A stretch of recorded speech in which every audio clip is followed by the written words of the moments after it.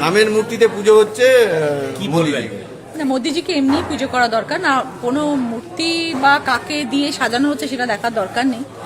মোদিজি যেভাবে কাজ করছেন, যেটা ওনার ভিশন, সেইভাবে উনি চিন্তাধারা রেখেছেন ভারতবর্ষের অগ্রগতির জন্য।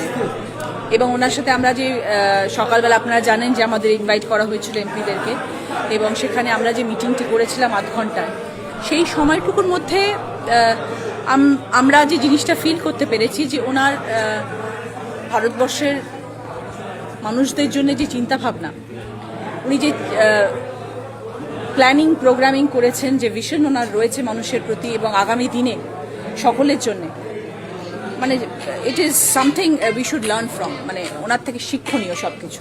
রাম সাজিয়ে পুজো করা হচ্ছে, বিভিন্ন প্ল্যাকেট হচ্ছে এবং মানুষের ভালোবাসা উপচে পড়ছে, আর কিছু নেই। মানুষ এখন রিয়েলাইজ করছেন যে মোদি ছাড়া কোনো গতি নেই।